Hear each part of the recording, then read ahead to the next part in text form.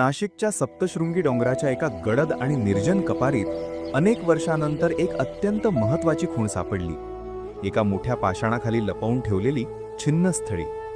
हा विशेष होता एका अशा महान स्त्रीचा, जिने 13व्या शतकात केवळ आपल्या भक्तीनेच नाही तर आपल्या प्रखर ज्ञानाच्या जोरावर मोठ्या मोठ्या विद्वानांनाही चकित केले होते.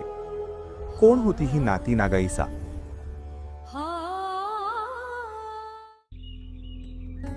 श्री नागदेवाचार्यांचे चिरंजीव महेश्वर पंडित यांची ही कन्या, म्हणजे पंथाचे प्रथम आचार्यांची नात.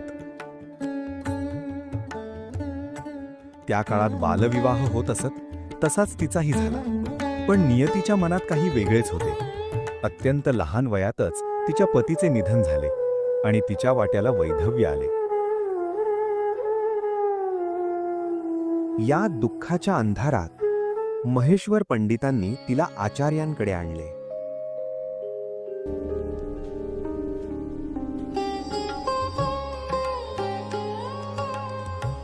आचार्यांनी तिला उपदेश दिला, दीक्षा दिली आणि इथूनच नागाईसाच्या जीवनातील एका नव्या पर्वाची सुरुवात झाली. नागाईसाने आपले दुःख कुरवाळत बसण्याऐवजी ते दुःखच आपले साधन बनवले.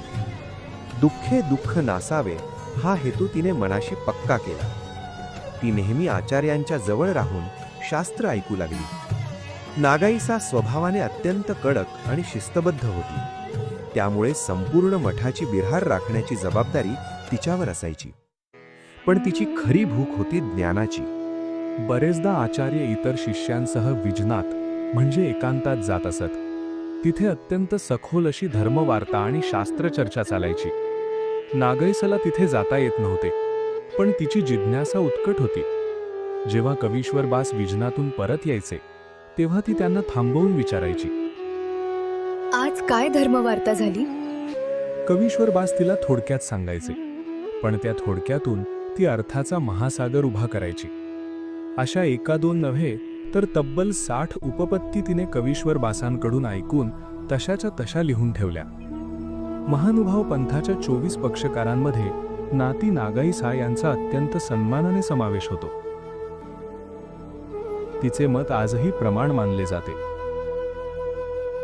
पण मग असे काय घडले की या प्रगल्भ विदुषीला मार्गाचा त्याग करून निर्जन एकांतात देह क्षेपण्यासाठी जाण्याला भाग पाडले? यामागे एक अत्यंत सूक्ष्म मानसिक आणि आध्यात्मिक संघर्ष आहे. काहींच्या मते तिच्याकडून